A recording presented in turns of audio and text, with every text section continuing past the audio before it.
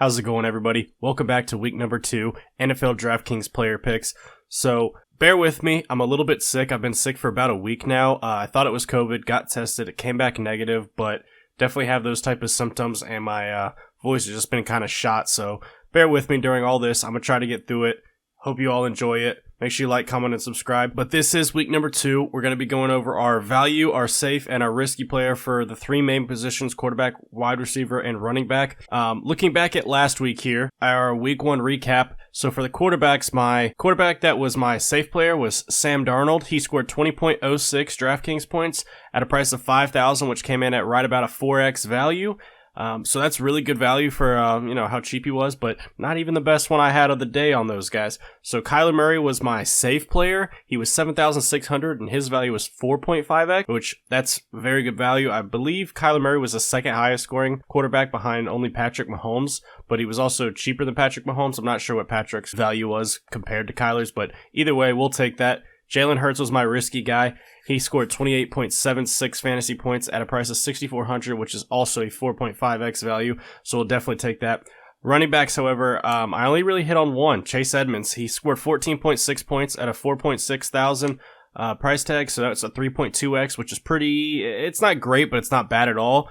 Then the other two were kind of duds here. James Robinson, I thought he'd do a lot better than he did. He just didn't get the workload. I'm not really sure what's going on with that Jacksonville offense. Urban Meyer doesn't look like he's going to be a very good coach.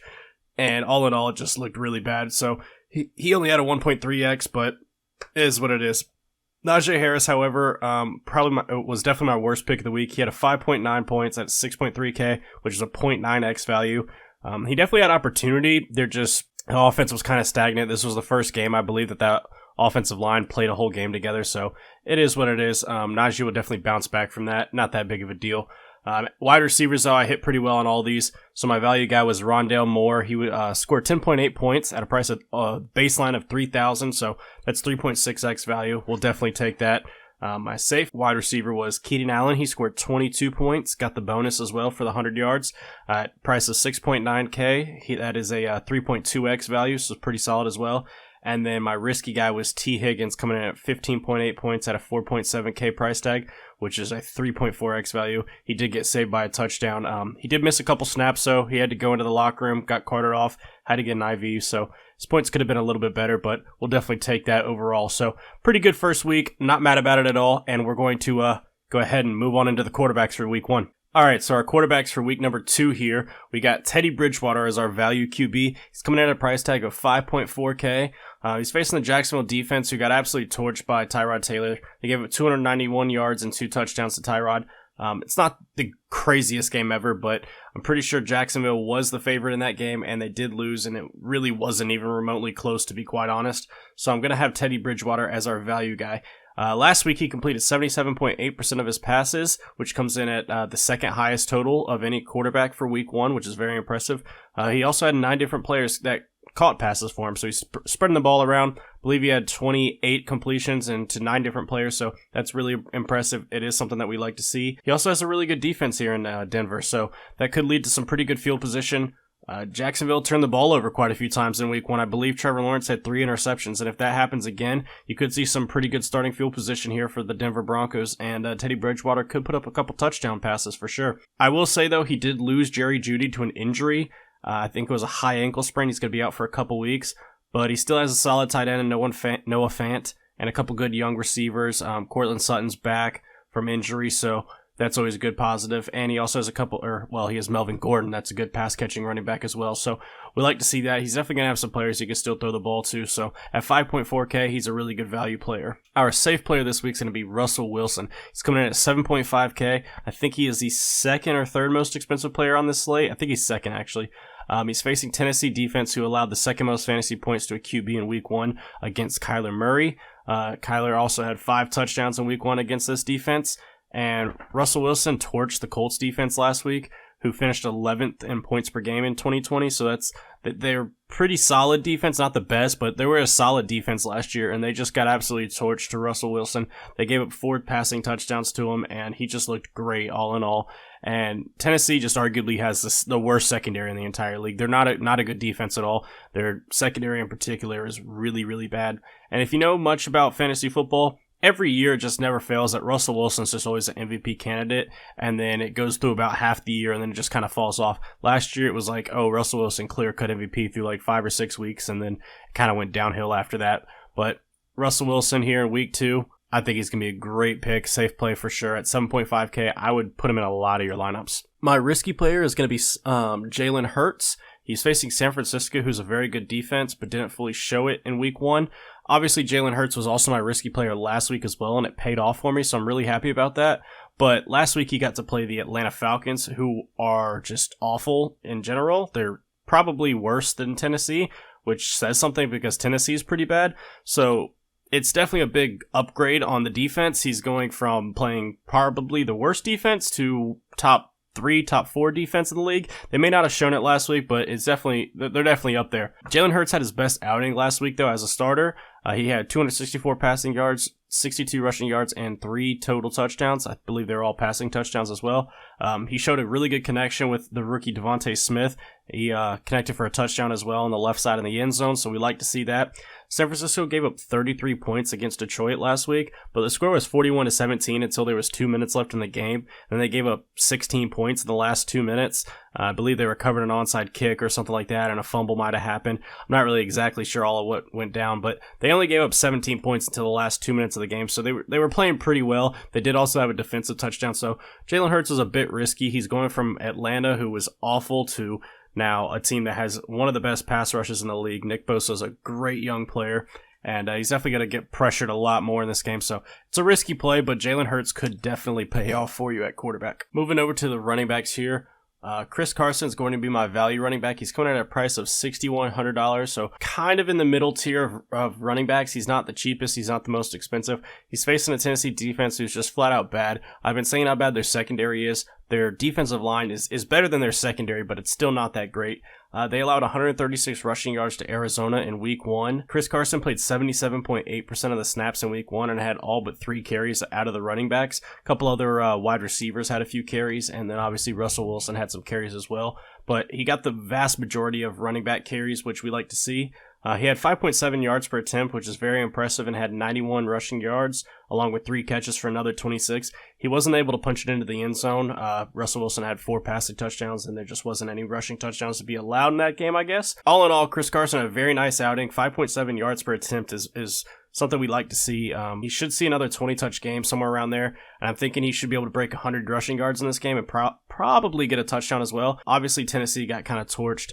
Chase Edmonds had a pretty solid yards per attempt, at least against this Tennessee defense. James Conner was not quite as good, but all in all, I think Chris Carson at 6.1K, I kind of like that mid-price range, as you can see with all 3 of my players here, 6.1, 6.2, and 6.3. It's just kind of where I'm settling on this one. I'm not paying up too much this week. So moving over to the safe player, I got Ezekiel Elliott. You might be wondering why he's a safe player after the outing he had last week. He's coming in at 6.2K. He's facing the Chargers defense, who allowed 120 yards per game back last year in 2020. Antonio Gibson had 90 yards last week on 20 carries against this defense. So we kind of like seeing that. 4.5 yards per carry is pretty much average. It's not bad at all. It's not fantastic by any means, but Ezekiel Elliott is a better player than Antonio Gibson. It's not far and away better because Antonio Gibson's a really good young running back, but we definitely like Zeke a lot more. He was also underutilized a lot in week 1 versus Tampa Bay. The matchup was obviously the hardest matchup. Tampa Bay ranks the number 1 rush defense in the league. Last year they were far and away the best rush defense, and they fall off a lot in the passing game. So the whole game plan just wasn't great for Zeke in that one. I believe he only had 11 carries. He wasn't really involved in the passing game, but I definitely think Mike McCarthy and these is going to get this team back and focused on this game and get the ball running. And he played 84.3% of snaps in week 1, which I like to see because Tony Pollard being the backup, people thought he might get a good bit of a snap share, and he was still involved, but Ezekiel Elliott was far and away the most utilized running back.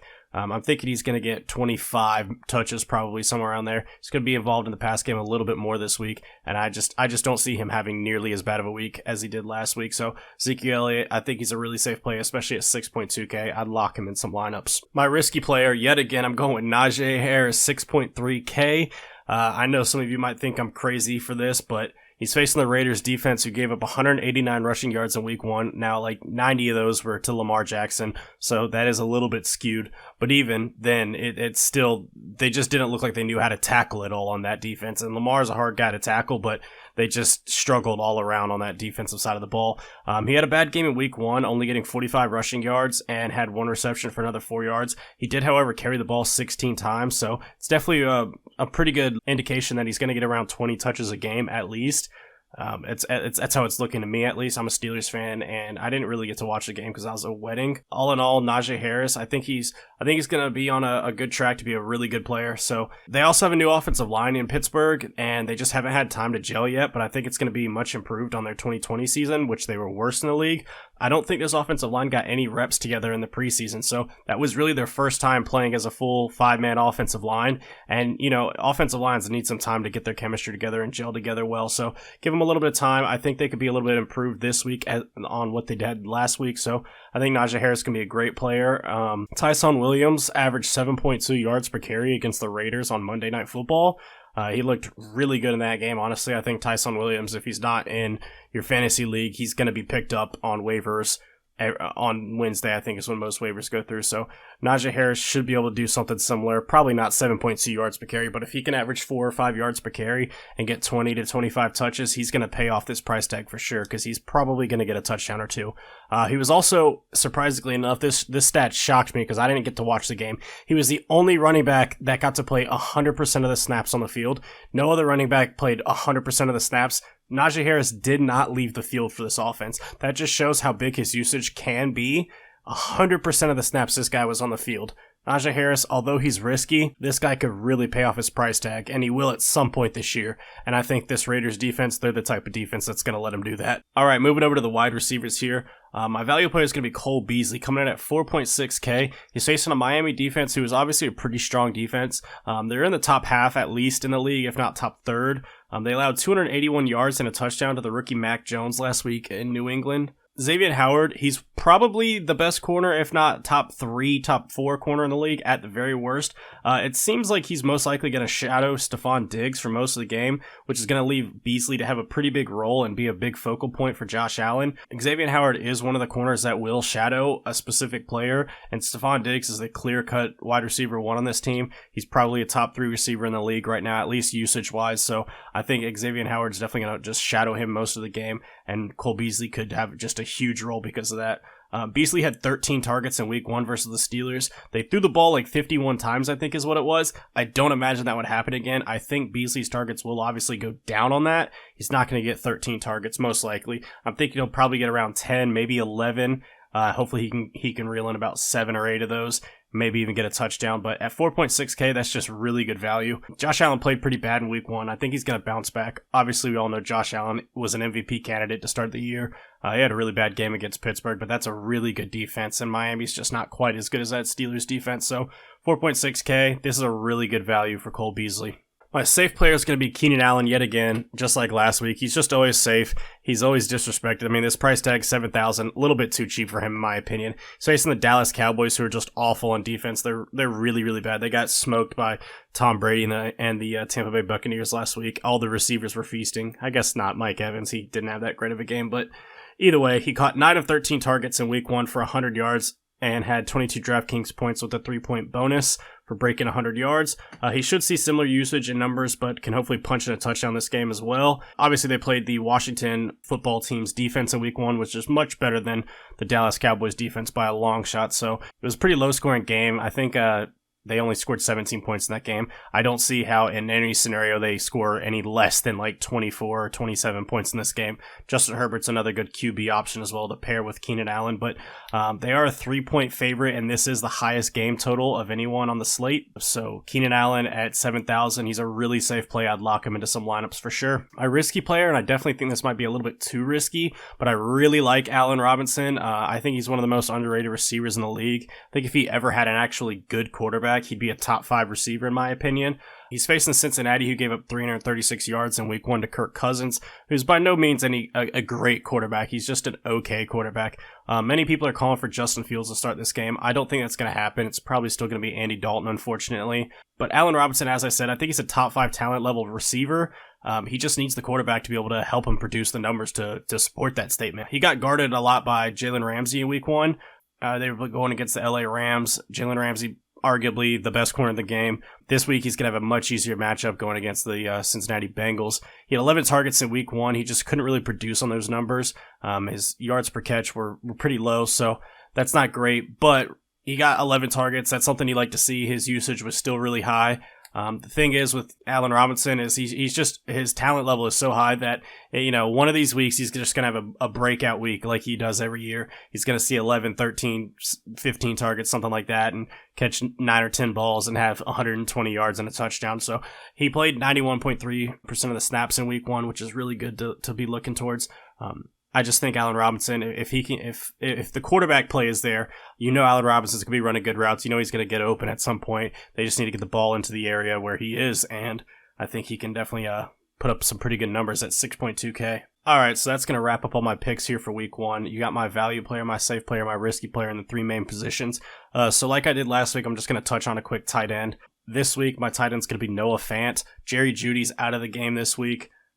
High ankle sprain, I believe, is what the injury is. And obviously you saw my value player was going to be Teddy Bridgewater. I think Noah Fant could end up being the highest targeted player on that team. If not, he'll probably be second or third at worst. And I just see that as a really good matchup. And I believe Noah Fant at his price tag, I'm not exactly sure what it is. It's like 4.6K or 4.3K. I think he's a pretty good player to go and lock in that tight end position and not spend too much money on that spot. Again, defense, put in the lowest priced home favorite. And don't really think too much about that. But yeah, hope you all enjoyed this video. Hopefully these picks can win you some money. Hopefully you all used some of my picks last week. Maybe paired up Kyler Murray with a couple other guys. I actually played pretty much the exact picks I had. I had Kyler Murray, the 2 running backs. I had all 3 of the receivers, and I ended up cashing with that exact lineup. So obviously, you can definitely win some money with these picks. Unfortunately, James Robinson and Najee Harris kind of let me down on that, but it is what it is. Hope you all enjoyed the video. Win some money this week. Enjoy week 2. Football's back. We all love that. And I'll see you all next week for week 3.